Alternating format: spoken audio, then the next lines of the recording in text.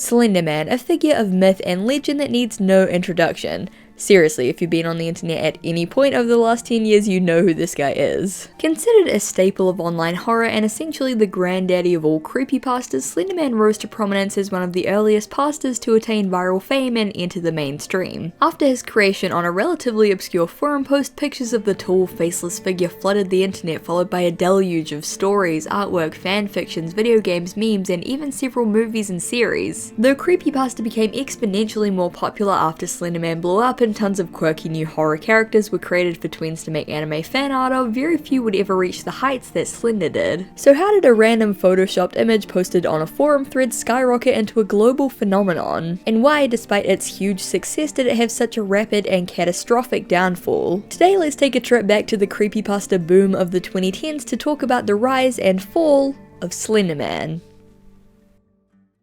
Before we get into things, I just want to give a huge thank you to Squarespace for sponsoring this video. Squarespace is a super powerful tool that you can use to create a website for basically anything. They have hundreds of award-winning templates for all kinds of sites. You can pick whatever suits your needs, no coding necessary. But if you want to get more in depth and fully customize everything, you can also do that as well. If you want to set up a storefront for your small business, Squarespace has tons of third-party extensions that can help you promote products, streamline bookkeeping, manage inventory, reconcile and file sales tax, and ship items across the globe. It makes the stressful job of running a small business that much easier and more stylish. Squarespace also has super powerful blogging tools so you can categorize, schedule, and share posts however you want, as well as directly display posts from your other social medias and push your website content to your other social medias. Creating a community is also super easy. You can add a fully integrated commenting system that supports threaded comments, replies, and likes. Additionally, you can connect with your audience and generate revenue with gated members-only content. You can manage members, send emails to them, and leverage audience insights all on one super easy to use platform. Basically, whatever you want to make, Squarespace will help you do it. Newsletters, portfolios, storefronts, blogs, sites for your projects and artworks and photography and music, communities, and much, much more. Go to squarespace.com for a free trial, and when you're ready to launch, go to squarespace.com/izzies to save 10% off your first purchase of a website or domain. Thank you so much to Squarespace for sponsoring this video. Definitely go check them out, and now let's dive into the rise and fall of Slenderman. So for the sake of simplicity and a fun gimmicky way to add chapters into this video, we're going to split the Slenderman timeline up into 3 distinct eras: the formative years, the golden years, and the bad years. Let's start at the beginning with the genesis of Slender, the formative years. Let's set the scene. The year was 2009. Silly bands were used as currency on the playground. Fred and Smosh ruled YouTube, and I Can Has Cheeseburger was the funniest shit that anyone had ever seen. Simpler times indeed. Now it's important to note that while Slenderman is a very early example of a popular creepypasta and inspired many different characters and stories that came after it, it was by far the first or only creepypasta out there in 2009. The Polybius arcade legend dates back to posts made in the year 2000. Ted the Caver is an exemplary piece of online horror that was published all the way back in 2001. Zelgo was created in 2004, and the legendary Candle Cove was also written in 2009. All of these stories contributed to the general creepypasta canon and most definitely influenced the story of Slenderman, whether directly or indirectly, so I want to give them their due credit. So it's 2009 and there's a Photoshop competition running on a website called Something Awful. That site is its own can of worms entirely, but to sum it up, it's a comedy/parody website and forum based around internet culture, more specifically making fun of and memeing on internet culture. It's one of the oldest and largest forums out there and has shaped the current internet as we know it in countless ways. Tons of viral memes and trends spawned from the site, and it became well known for running Photoshop Friday, a weekly contest where members were tasked with photoshopping images according to a selected theme or prompt. On April 30th, 2009, one of these Photoshop threads was created, simply titled Create Paranormal Images. The goal was basically just to take everyday photos and Photoshop them to be creepy, and there are tons of super cool and spooky images in this thread. And of course also a lot of very shitty low effort meme posts. A few days after the thread was initially posted, a user called Victor Surge posted 2 photoshopped images accompanied by captions, unaware that he was about to change internet history forever. We didn't want to go. We didn't want to kill them, but its persistent silence and outstretched arms horrified and comforted us at the same time. 1983, photographer unknown, presumed dead. thread, one of 2 recovered photographs from the Sterling City Library blaze, notable for being taken the day which 14 children vanished and for what is referred to as the Slenderman. Deformity cited as film defects by officials. Fire at the library occurred 1 week later. Actual photograph confiscated as evidence. 1986 photographer Mary Thomas missing since June 13th, 1986. He followed this up with 2 more images, one of the ominous figure looming through a window and one depicting a police report with hastily scribbled writing on it rambling about the Slenderman and begging to know what it wants from them. Right off the bat, these posts received overwhelmingly positive feedback from the others in the thread. Some of these images are quite creepy. I wish the Slenderman one was legit. You are an amazing and terrible bastard, sir. Well played. Now to look over my shoulder every couple seconds for the rest of my day. Oh, fuck you when I finally saw the guy in the background. I lost it. This is gonna give me nightmares. Please do more. These are haunting. I'm not usually one to get all bandwagony, but Slenderman is honestly one of the most inspiring and sinister things I've seen lately. Something about it seems to strike some sort of primal wrong chord. Hilariously, just under Victor's post was a comment that read, quote, "You just know a couple of the good ones are going to eventually make it to paranormal websites and be used as genuine," quickly followed by a Snopes article citing Something Awful forums as the original source, which was extremely prophetic in retrospect, but we'll get there. Even at this early stage, questions about the ownership and rights to Slenderman were popping up, with Something Awful users realizing what they had on their hands and wanting to get in on those sweet Slendy bucks. Would it be okay to use the Slenderman in a story that might someday be published? The mythos is already so complex and rich, it's too tangled up to attribute to one person. What's the consensus on using him? Again, put a pin in this, it'll come up again later. Victor continued posting tons of Slenderman photoshops and art depicting everything from rudimentary kids drawings of the figure to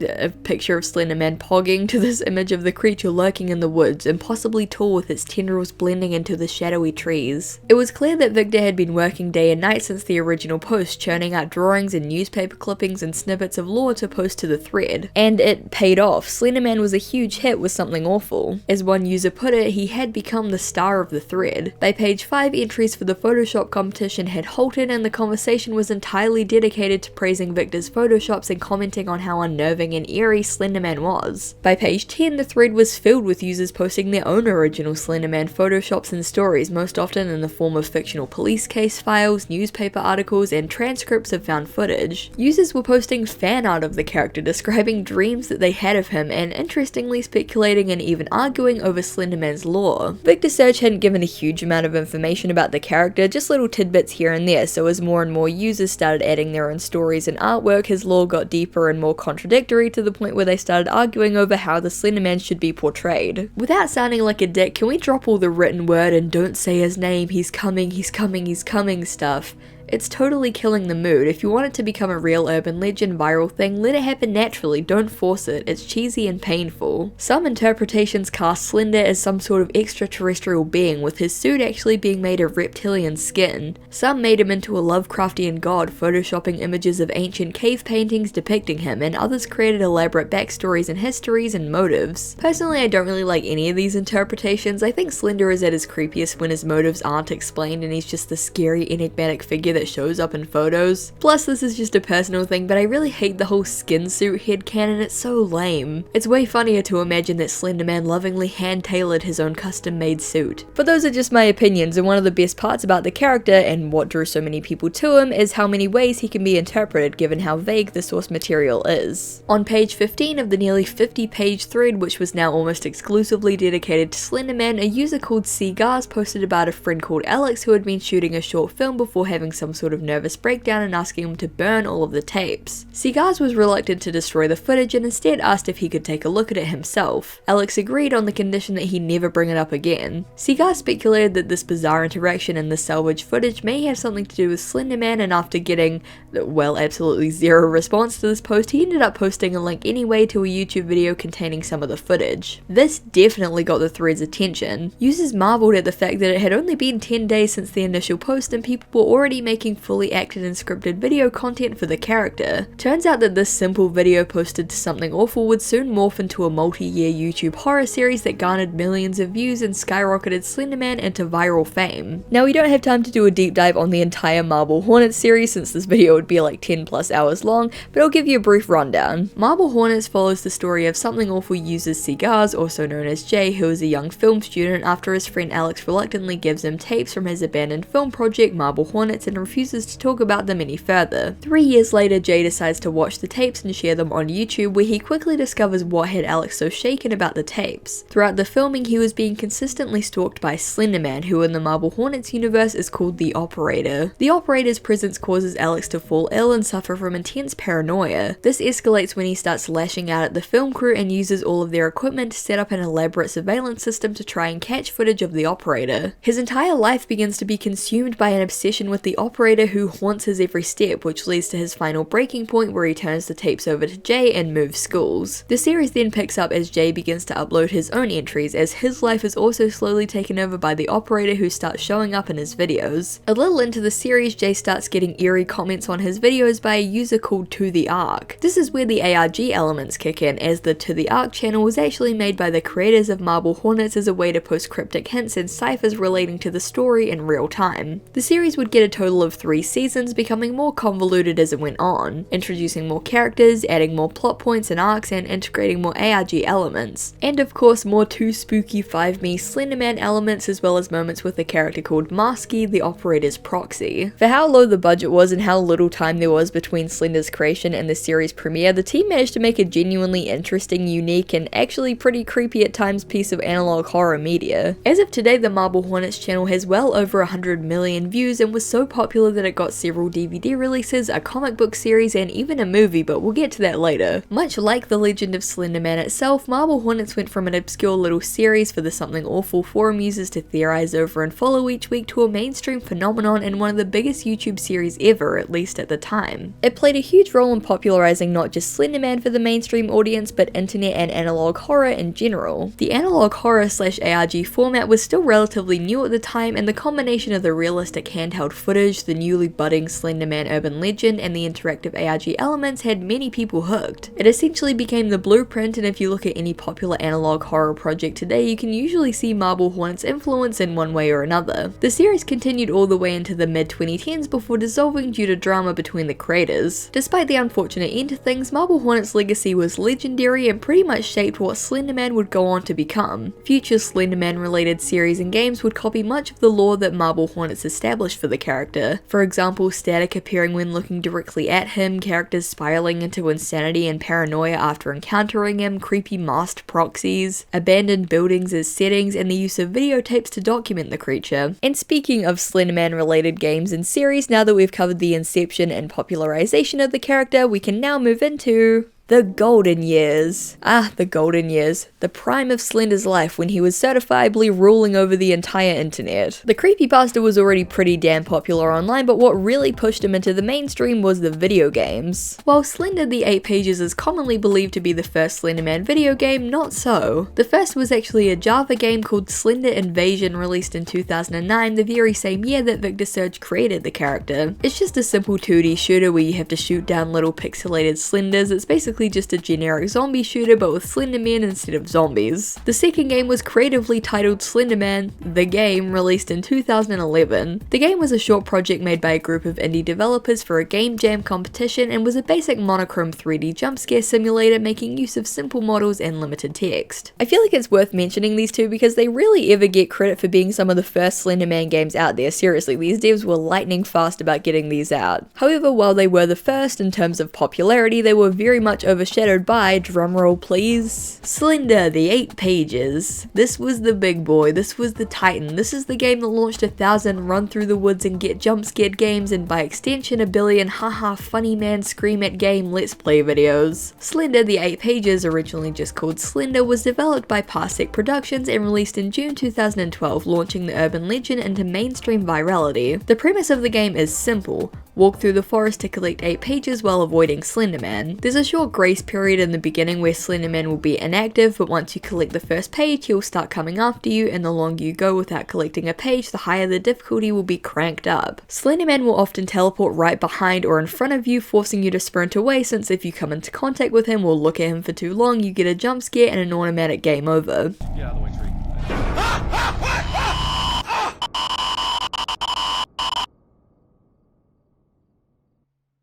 You can run out of stamina permanently and your flashlight can die if you use it too much, and this combined with Slender's increasing aggressiveness and the fog that gets thicker with each page you find makes completing the game difficult to say the least. The 8 pages was a huge hit for several reasons. Firstly, it was scary, not in any nuanced or clever way, but just in the raw sense that it was a jump scare game, and jump scare games were very popular with YouTubers. Let's Plays were really hitting their stride back in the 2010s, specifically the genre of Let's Plays where grown men would play horror games and make funny faces and scream whenever a jump scare occurred. At first I'm sure it was genuine, but over time as the genre became more saturated, it became sort of an in-joke that these jump scare reactions were becoming more and more overblown and fake, just exaggerated to the extreme in order to make the videos more clickable.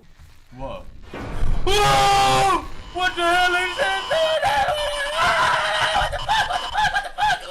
By the 50th time that some guy screams at like 80 decibels and says flibbity floobity, that scared the cheese and rice out of me guys, you start to have some doubts about the authenticity. And naturally, where 2010's Let's Players led, throngs of impressionable children would follow. Tons of kids started playing Slender en masse. Not only were jump scare games pretty commonly used for pranks, drop a like if you also got tricked into playing the maze game as a kid, but I think that scary games and rituals have just always been something that kids have been weirdly into, from Bloody Mary to Slenderman to Baldi's Basics and Poppy Playtime and whatever the hell all of these are. This post literally kills me every time I see it. What the fuck is Spacky's Night Shift? There's a whole rich genre of terrible horror games created for children who watch game theory videos about Five Nights at Freddy's, but that's a topic for another day. The point is, kids got really into Slenderman, and we all know what happens when a large fan base of children get invested into a character. They will be made into an anime sexy man. We talked earlier about the original Something Awful threads and how the forum users collaborated with each other to build up the terrifying lore of the Slenderman. And several years later this exact same thing happened, except it was Wattpad tweens writing self-insert shipping fanfic about Slenderman and drawing him as a sexy faceless anime boy. The lore was quickly established. Slenderman actually lived in a mansion in the woods called the Slender Mansion, and all the other creepypastas lived there too, like Jeff the Killer and Ben Drown and Smile Dog, and they were all sexy anime boys. Except Smile Dog, he was just a dog. He wasn't sexy, like, unless the person writing the fanfic had like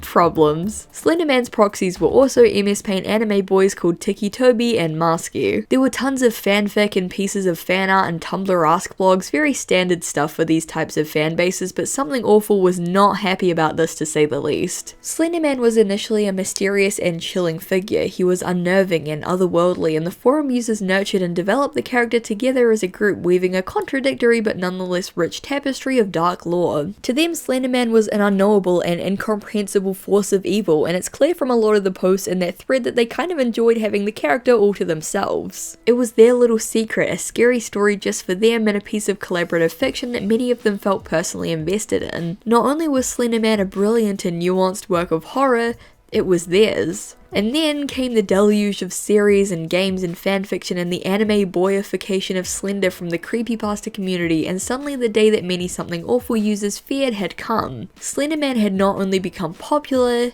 he had become mainstream. Something Awful prided itself on being heavily cynical and mocking of fandom and internet culture, so for their special little guy to be wrenched from their tender embrace and made into cheap merch and Unity games and DeviantArt fanfics was cruelly ironic. As comedic Smosh-style skits about Slenderman flooded the internet and jump scare bait Let's Plays were churned out en masse, Slenderman became far less threatening. He went from the Slenderman, an ominous, malevolent creature stalking the forest, to Slendy, an XD random meme character known for his epic trolling and many viral dance videos and gifs. This was back in the heyday of Vine, so Lele Pond style goofy dancing videos made everyone lose their shit, and there were way too many of them. He was even featured as a cameo in a My Little Pony episode, and yes, before you asked, this was a huge deal, and there was tons of fan art of Slender Pony. The memes are a pretty great example of how starkly different the original terrifying Slenderman myth and the new internet epic meme Slendy were. Some were pretty good, like this literal creepy pasta Slenderman made by someone with an alarming proficiency at pasta sculpting, but they eventually became more and more, well, terrible. Oppa Slender style.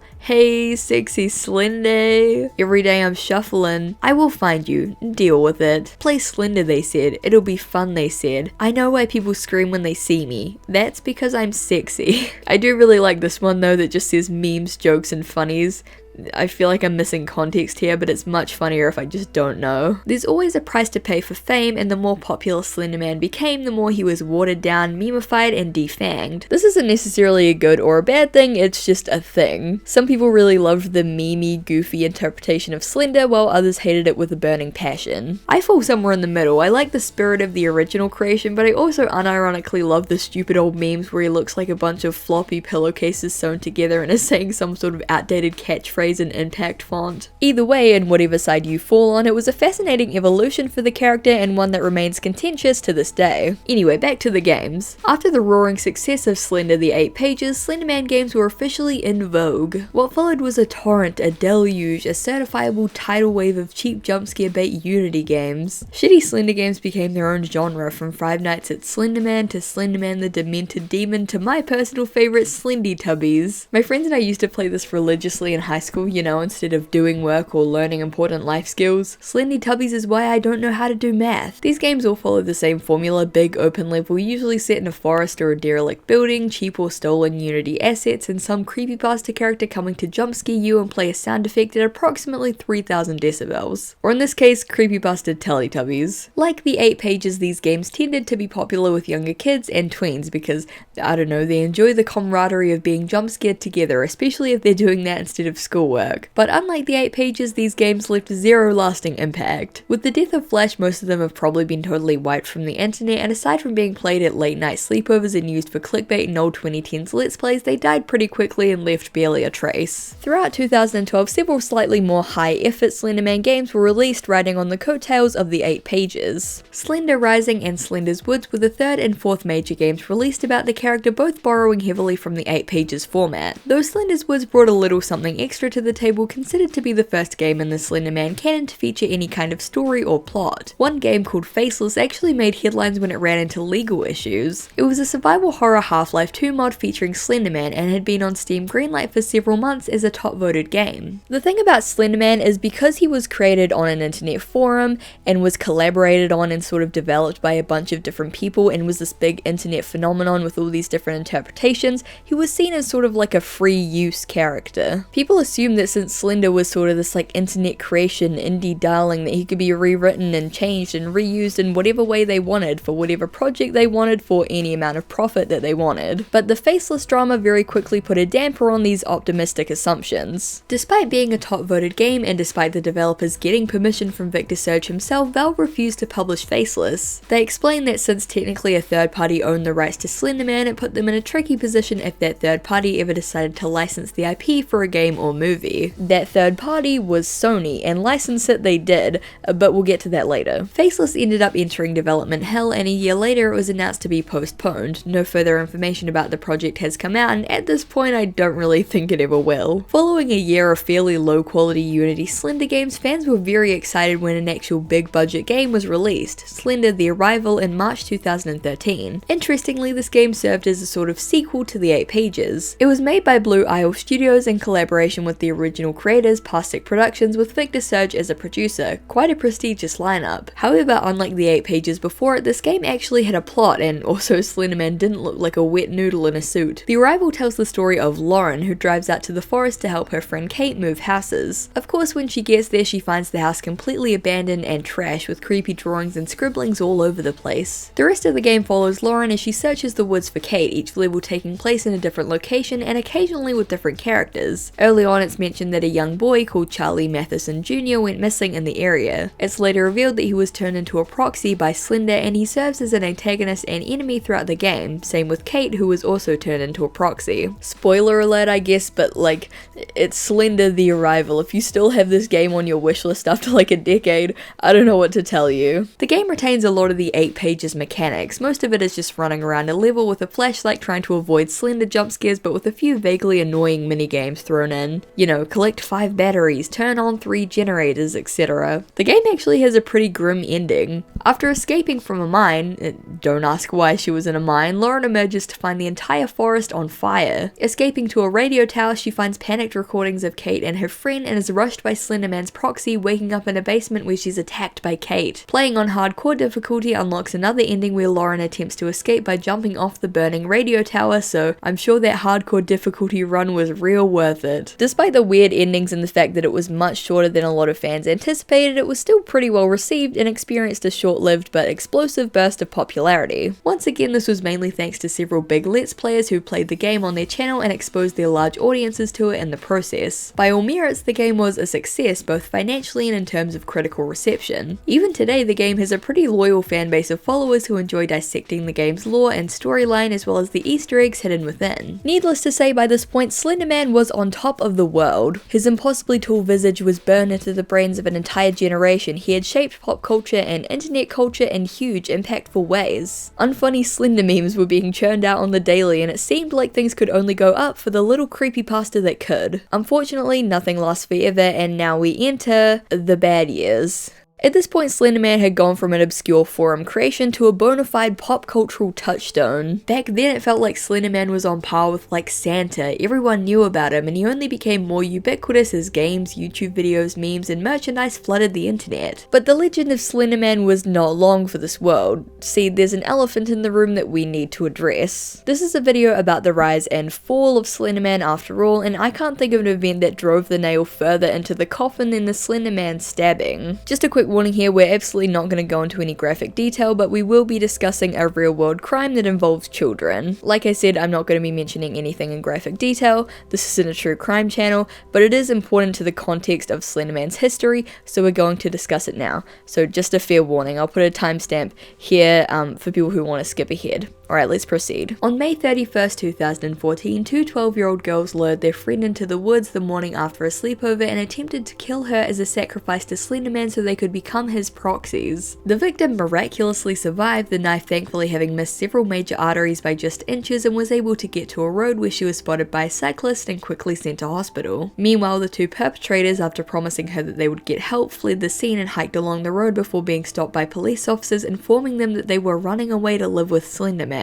According to information that came out in the weeks and months following the incident, the two girls were big into the whole Slenderman Mansion creepypasta pantheon of characters that we talked about earlier, and both frequented the creepypasta wiki. They started formulating a plan after one of them casually suggested that they should try to become Slenderman's proxies, which she claimed would require a sacrifice. In the interrogation tapes, the two girls claimed that they didn't really want to do it, but had to as they feared that Slenderman would harm them and their families if they didn't. They also mentioned wanting to prove that Slenderman was real, to prove those who didn't believe in him wrong. They seemed genuinely convinced that the creature was real and influencing them. True to Something Awful's early predictions, Slenderman had indeed fooled a number of gullible people, especially children, into thinking he was real over the years. He was an urban legend after all, and half the fun of urban legends is how they toe the line between the real and the unreal. I'm sure we've all been fooled into believing an outlandish, spooky story before, especially as kids. But it had never escalated to this level before. The Something Awful users that joked about trying to trick normies into believing that Slenderman was real, the kids writing Slender Mansion fanfics, the games publishers, none of them could have known that the story would be interpreted so literally and taken so far. Thankfully, the victim made a full recovery in hospital and was able to return to school several months later, while the two perpetrators were tried as adults and found not guilty by mental disease. Both were sent to mental health facilities for periods of 25 to 40 years, though one of them was actually recently granted early release. Obviously, as soon as the story broke, it was all over the news. The incident was already highly shocking with how young the offenders were and how violent the crime was, but what media outlets were really latching onto was the whole Slenderman thing. A lot of parents who weren't very online were learning about the existence of Slenderman and these other horror characters through the framing of this horrible crime, and a moral panic about creepypasta swept the nation. Law enforcement were warning parents that their kids were accessing dark and twisted things on the internet. The news was reporting on the evil and satanic sites that published horror stories to warp the minds of the youth, and parents were in full panic mode, cutting off their kids' internet access and monitoring what they looked at 24/7 lest they become murderers. And this wasn't even just an American thing. I was the same age as those girls were when this all went down, and I remember my mum telling me to stay away from creepypasta because it was bad and scary. The creepypasta wiki in particular came under heavy fire as people blamed it for publishing and spreading the types of gruesome and disturbing horror stories that the girls obsessed over prior to the incident.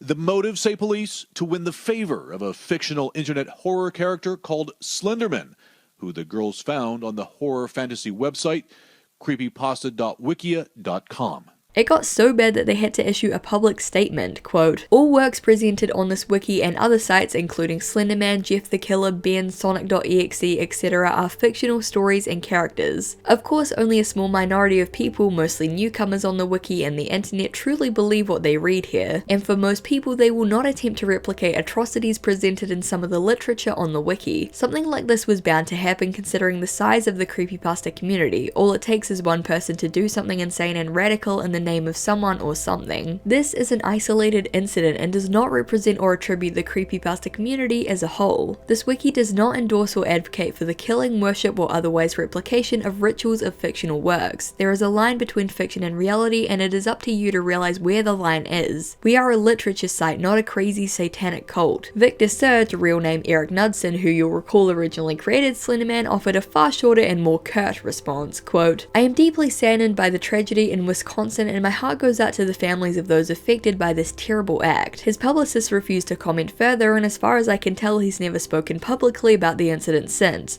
To be honest, I can't really blame him. The moral panic about creepypasta gave way to a wider discussion about children and unrestricted internet access, which I think is always a discussion worth having. A lot of good points were made about how the internet does have some genuinely really terrible stuff on it that can affect young minds. I'm sure that some of you watching this had pretty loose or entirely unrestricted internet access and can think of at least a few times that you were scarred for life. But on the other hand, as the wiki stated, creepypasta is just a form of literature. Horror stories have been around for basically as long as humans have, from ancient legends of monsters and mythical beasts to ghost stories around a campfire to gothic horror novels and poems to man door, handhook car door. Creepypasta was nothing new, it was just a new format for an old genre, and parent groups campaigning to ban it were basically campaigning to ban the concept of horror as a media and literary genre, which, well, good luck with that. Additionally, as many people pointed out, the incident was a tragedy, but definitely the exception and not the rule. Millions of people engage with creepypasta and online horror without ever wanting to hurt anyone, just like millions of teenagers play Dungeons and Dragons without joining satanic cults. But as they say, one bad apple spoils the bunch, and after all of this news broke, Slenderman was officially cancelled, for lack of a better word. The fandoms that formed around him very quickly lost steam as they were viewed with increasing suspicion and judgment by the wider public. Bringing him or any other topic relating to creepypasta up would usually be met with awkward silences and uncomfortable shifting. It was seen as a taboo topic, something to keep hush-hush and definitely not something to engage with. In their typical vaguely inflammatory way, Something Awful responded to the whole ordeal by posting an article calling the two perpetrators stupid and sarcastically telling readers not to commit crimes because of things they read on Something Awful. Quote, "We are 15 years post Blair Witch. These girls were 12. Found footage, YouTube, shaking cameras and bad photoshops of people with socks on their heads standing in the woods should not be fooling anyone. Especially not 12-year-olds who should be better at the internet and media culture than actual adults. But maybe all these chemtrails and art bells are actually making people dumber. Maybe there's a lot of lead paint being used in Waukesha. Maybe the internet makes you stupid." It was unfortunate then that just as Slenderman had become a taboo and borderline inappropriate topic, several horror movies featuring the character were slated to come out. It was comically bad timing for several studios who had been planning and filming movies about the character for years but had release dates in the aftermath of the incident, causing them to be immediately brushed off as inappropriate and in bad taste. The first of these was a full-length movie adaptation of the widely loved Marble Hornets series called Always Watching, a Marble Hornets story, released in early 2015 in select theaters. Even aside from the poor timing, the movie wasn't received well at all. For those who hadn't watched the original series, it came off as lame, low-budget horror garbage, and hardcore fans felt that the comparatively high-budget movie paled in comparison to the cheaply made original series. Basically, no one liked it, and this wasn't a good sign for the next movie up on the chopping block, Slender, released in 2016. This was a super low-budget found footage movie about some filmmakers trying to make a documentary, but uh-oh, they get sidetracked when Slenderman shows up. Where have I heard that premise before? Yeah, Slender was super cheap garb, basically just a Marble Hornets knockoff with none of the style or originality that series had, but all of the subpar acting. Victor Surge is credited on the IMDb page for creating the character, but since they didn't get his permission, they had to bleep out every single use of the word Slenderman. When I was looking on IMDb for reviews of this movie, which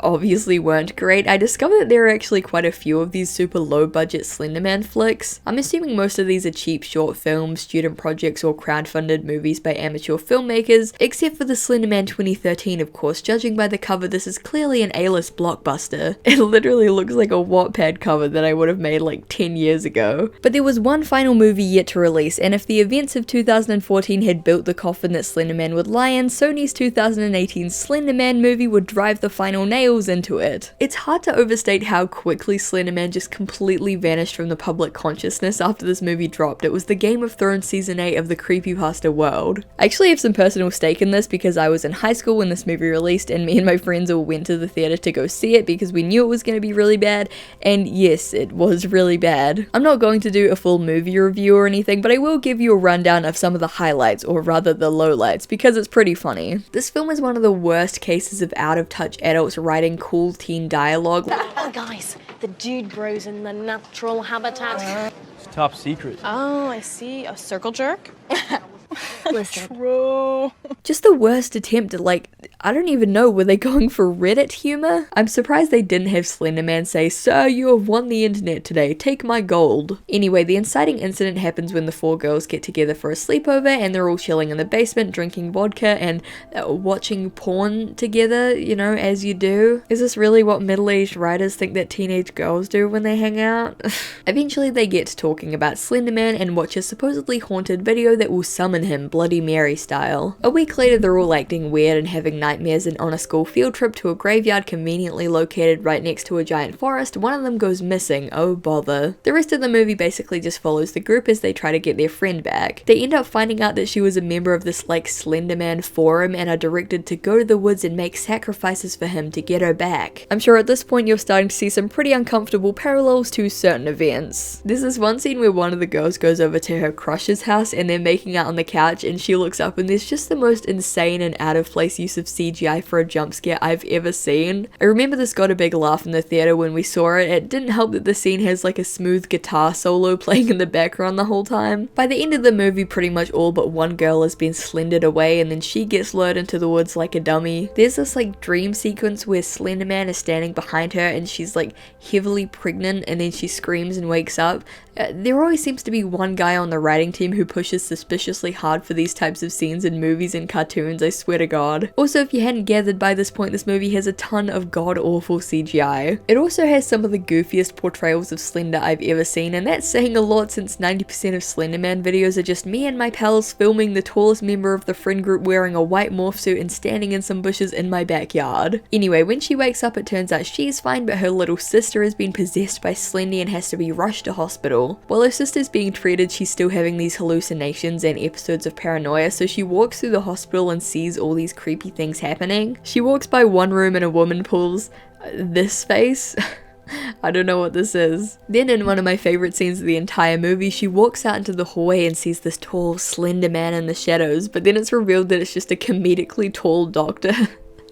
I love it. The movie ends with the little sister narrating as an adult, telling people that they shouldn't share stories or click on links about the Slender Man because it only makes him more powerful. The end. The movie was critically panned, obviously. It was total trash. Admittedly pretty funny trash, but stinky garbage nonetheless, and it was not only criticized for its poor quality, but for its offensive nature. Tons of articles came out slamming the film for making light of and trying to capitalize off a tragedy, with one of the families involved in the case actually coming forth to call the film disrespectful. The whole thing caused quite a stir on social media, but the buzz soon died down since, well, beyond the controversy, the movie had zero redeeming or memorable qualities and it soon faded out of memory. It's pretty interesting because as someone who was into creepypasta as a kid and was kind of in the community, I can say for 100% fact that a ton of people would have lost their shit back then if a big budget Slenderman movie had hit theaters. But it was much too little far too late. After the events of 2014, the hype around Slenderman very quickly died, and by 2018 he was basically a dead meme. It's like if a studio came out in 2022 with a Rage Comics cinematic universe or a Trollface biopic. Slenderman had been done for a long time, but the release and swift backlash to this movie officially confirmed it. No further games, movies, or series on the mythos came out after this, at least none that got any traction, and Slenderman's once enormous cultural footprint seemed to vanish overnight.